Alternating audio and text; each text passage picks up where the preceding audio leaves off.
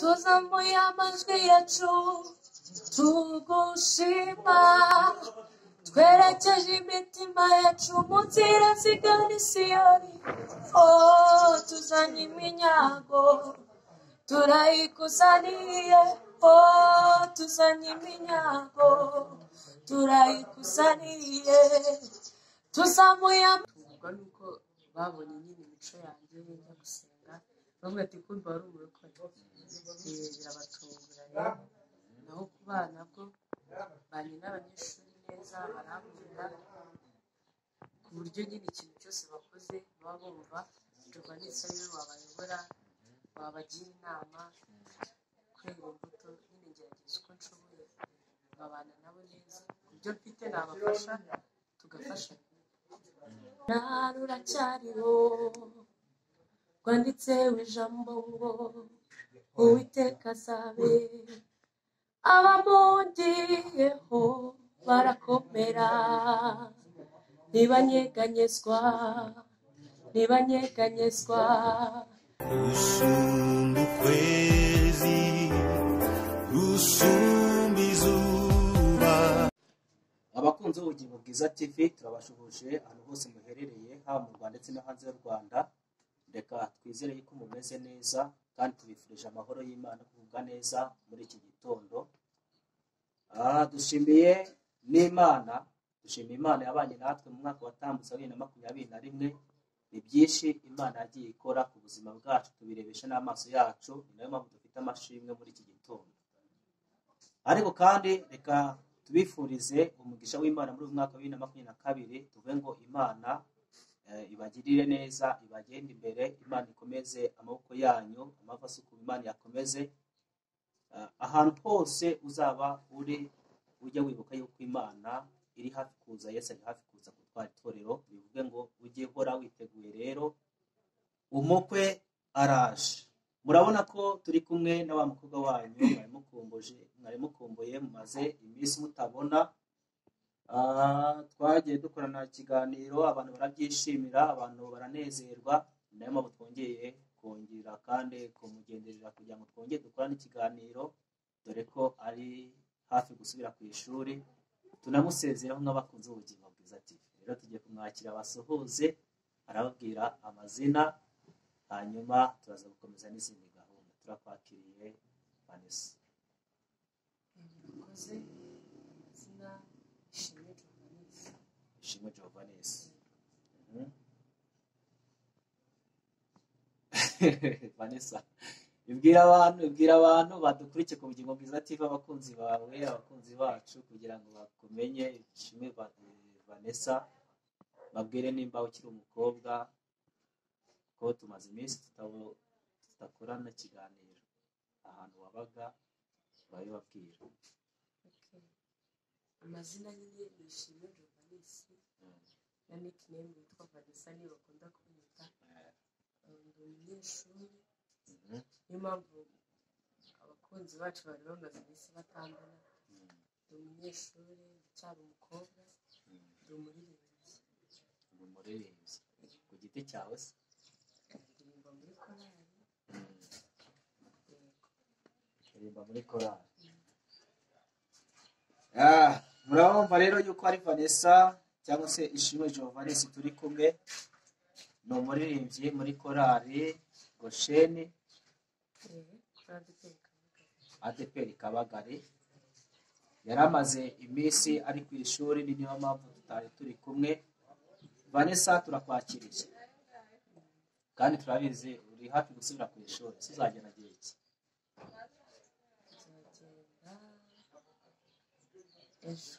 Ese Vane, wiga mu wa kangahe? Wiga muri Senior 4. Ubwo wagiye uyu mwaka. Ese ku ishuri, ugeze ku ishuri, iki kintu cya mbere cyagutunguye? Ikintu cya mbere cyagutunguye ugeze ku ishuri bwa mbere, ntekereza ni muri eteriye. ikintu cyane ngeze ku ishuri,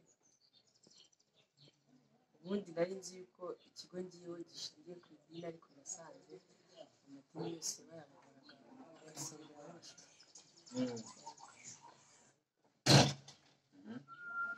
icyo cyantunguye kirananshimisha. icyo cyagutunguye ugeze ku ishuri ni nk'ikihe kintu cyakunejeje none ukaba ati iki kintu kiranejeje hano ku kigo kabisa, iki kintu masanze numva kinyuze umutima? narishimye cyane ubwo nasangaga hari abandi baririmbyi abakora umurimo w'Imana kandi bari mu mwuka. narishimye cyane. Reka tunashimire n'Imana turi ahangaha. Imana yarakoze kuba yaraguhaye amanota meza. Imana yarakoze, murabizi ko duherukana Vanessa yiga mu wa gatatu yarashoje ikizamini ategereje kugira ngo amenye niba azatsinda cyangwa se atazatsinda. Tugiye dusanga Vanessa yaratsinze, ikigo kimwohereza ahantu heza. Ese ni hehe? niga kuri lycée Nyanza lycée. Imana ni ukuri yarakoze. Imana yarakoze kuba yaraguhaye amanota meza. Ese Vane, ku ishuri warahageze uri mushyashya, wenda uhasanga abantu bahamaze iminsi, hanyuma uraza kutubwira uburyo ni gute ubanye n'abanyeshuri. Urumva warahageze uri mushyashya, uhasanga abantu basanzwe bahiga wenda bamenyereye, kandi uhagera uri umurokore ukijijwe, uri umuririmbyi. Ku ishuri abanyeshuri mubanye gute? Cyangwa se mbere na mbere mbwira bakwakiriye gute abanyeshuri bagenzi bawe?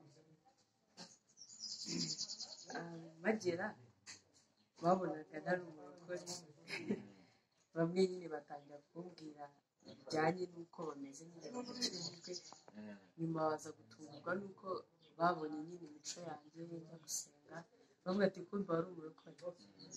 Birabatungura rero. naho ku bana bwo banye n'abanyeshuri neza, barankunda ku buryo nyine ikintu cyose bakoze baba bumva Jehova nisabe wabayobora, wabagira inama, kwera imbuto. nyine ngerageza uko nshoboye babana nabo neza, ku byo mfite nabafasha tugafashanya. Uri muri korali ku ishuri? hariyo korali na worship worship iririmba. Giovanni, reka tuguhe umwanya uririmbire abaduteze amatwi, wenda nk'indirimbo imwe waba wateguye iri ku mutima wawe yihuse, turirimbire tuguhaye uwo mwanya. kuririmba indirimbo benshi barayizi yitwa urufatiro. urufatiro rw'Imana ruracyariho, rwanditseho ijambo ngo Uwiteka azabe, abamugiyeho barakomera, ntibanyeganyezwa. urufatiro rw'Imana ruracyariho, rwanditseho ijambo ngo Uwiteka azabe, abamugiyeho barakomera, ntibanyeganyezwa.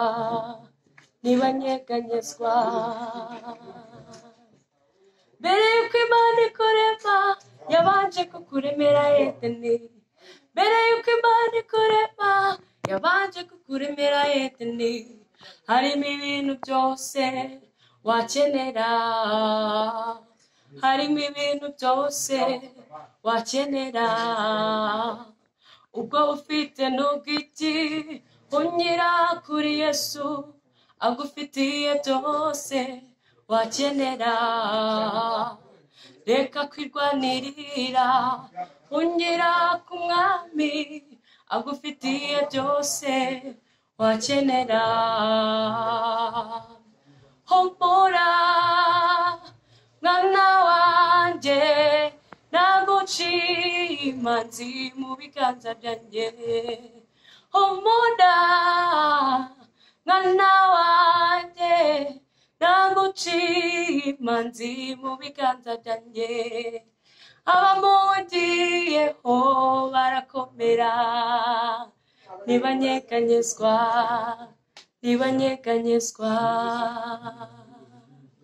Yes, arakoze Giovanni aragize ati urufatiro rw'Imana ruracyahagaze kandi rwanditseho ijambo ngo Uwiteka aza abamuhungiyeho barakomera kandi ntabwo bajya banyeganyezwa. Aragira ati mbere y'uko Imana ikurema yabanje kukuremera Edeni. Aravuga ngo harimo ibintu byose wakenera. Imana iguhe umugisha. Ariko wagira ngo wagiye kuririmba kweri. Nabo masomo abigisha kuririmba bibamo. oya Gusigaye na mbere waririmbaga ariko noneho usigaye uririmba cyane. Ntekereza ko noneho ya ntego yawe irimo iragenda izamuka gake gake mu buryo ya ntego ufite imwe wigize kubwira abakunzi bawe cyangwa se bacu. Rero Imana iguha umugisha. Vanessa, ese muri worship team harya kugushinzwe iki? Ntabwo waramutora nk'umuntu nta kuntu rwose waba utari umuyobozi muri worship team. habayeho gutora nyine kubera ko bari batangiye undi mwaka bangirira icyizere cyo kunshyira ku mwanya w'ubudisiplineri. Ako kanya basiba disciplinary abaye ngo siko bya bintu bitoroshye. Ariko reka tubwire wenda abadukurikirana ku Bugingo Bwiza TV, buriya ubukristo cyangwa se agakiza ni umutungo wimukanwa. Ntabwo agakiza ugasiga ahantu wicaye ngo nujya ku ishuri ugasige nuvayo ugasige. Agakiza ni umutungo wimukanwa, kandi burya iyo umuntu akijijwe neza si ngombwa ko aririmba, si ngombwa ko abivuga. Wiwe ubwiwe iyo arimo agenda biragaragara, yavuga biragaragara. Mbese agakiza kagaragara ku muntu nubwo atavuga ariko ko karagaragara. Rero urumva kuba yageze ku kigo agahita abona uwo mwanya cyangwa se bamugira icyizere, nuko babubonagamo impano idasanzwe ndetse n'Imana idasanzwe muri we. Rero tunabishimiye n'Imana ko yagukomereje amaboko, Imana ikakurinda ku kigo, ikabana nawe. Reka mbivuge uko nguko kuko wagarutse uhumeka umwuka w'abazima, nta kibazo wigize ugira ku ishuri. Nabyo turabishimira Imana. Vanessa, rero abantu bari bakurikirana ku Bugingo Bwiza TV, tujya kongera kuguha indi ndirimbo baririmbire, hanyuma turaza no gusoza. Ariko turasoza unasezera ku bakunzi b'Ubugingo Bwiza TV ubabwira yuko ugiye kwerekeza ku ishuri. Turakwakira. tuzamuye amajwi yacu tugushima, twerekeje imitima yacu mu nzira zigana i Siyoni. Tuzanye iminyago turayikuzaniye. Tuzanye iminyago turayikuzaniye. Tuzamuye amajwi yacu tugushima, twerekeje imitima yacu mu nzira zigana i Siyoni. Tuzanye iminyago turayikuzaniye. Tuzanye ibibazo turabikuzaniye. Tuzanye iminyago turayikuzaniye. Tuzanye iminyago turayikuzaniye. Tuzanye iminyago turayikuzaniye. Tuzanye iminyago turayikuzaniye. Sinabona amagambo ahagije nkoresha ngo mvuge gukomera kwawe, ngutuye indirimbo uyakire ikubiyemo amashimwe yanjye yose.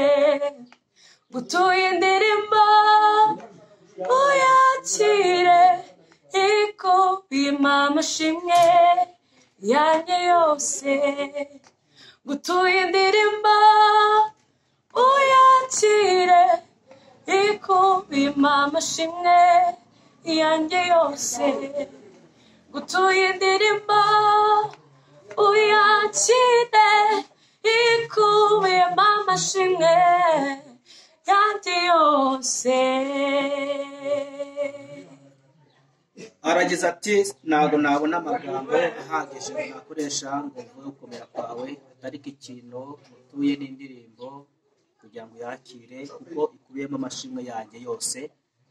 Imana iguha umugisha Vanessa, ejo uzerekeza ujya ku ishuri. Ndagira ngo rero usezere ku bakunzi Ubuzima Bwiza TV, abakunzi bawe badukurikiye kuri uyu mwanya. murakoze cyane. Nabasezera avuga ati Imana ibahe umugisha kandi mujye mukomeza gukurikira Ubugingo TV ibyo ibategurira. Ngiye ku ishuri naho umurimo w'Imana nzawukomeza, ntabwo ari hano gusa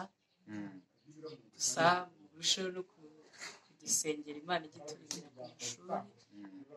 Ndumva ari byo nababwira kandi turabakunda cyane.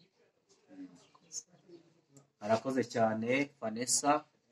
Aragize ati mujye muhora muduzirikana mudusengere kugira ngo Imana ibabashishe gukora umurimo wayo neza, haba mu buryo bw'amasomo n'uburyo bwo gukora umurimo w'Imana mu bundi buryo. Rero natwe turagushimiye ko wafashe umwanya wanyu ukawuduha kugira ngo tubane muri iki kiganiro, kandi turabizi neza ko bizagenda neza. Imana rero ibahe umugisha. Mwebwe mwe mudukurikiye hano ku Bugingo Bwiza TV, tubifuriza amahoro y'Imana no kugubwa neza, kandi tubasaba umugisha w'Imana ko gufata umwanya wanyu mukadukurikira hano ku Bugingo Bwiza TV. Reka tubabwire ko Imana ibahe umugisha, mwaguke mutere imbere mu byo gukora byose, kandi umuhate wanyu nagara ubusa ku mwami, muzasarura nimutagwa. Isari muri mwaka ni wo mugisha twabifuriza. Ibyo utabonye mwaka washize, mwaka watambutse 2021, muri uyu mwaka wa 2022 uzabone mu izina rya Yesu, muzagere ku ntego zanyu zose. Kandi nawe Vanessa, reka tuvuge Imana izabane nawe, Imana izaguhe gutsinda, izaguha amanota meza, kandi Imana izagibana nawe uko bwije n'uko bukeye. Imana izakurinde byinshi byahungabanya ubuzima bwawe, kandi Imana izabane nawe kugeza twongeye kukubona amaso ku maso. Turabashimiye. Nimba ari ubwa mbere tubanye hano ku Bugingo Bwiza TV, reka tukwinginga kujya kuri subscribe, like, comment ndetse na share ku bandi kugira ngo bajye babona ubutumwa bwiza tunyuzaho umunsi ku wundi. Kandi ni ukuri muri abantu b'abagabo. Imana ibahe umugisha. Shalom, shalom, shalom.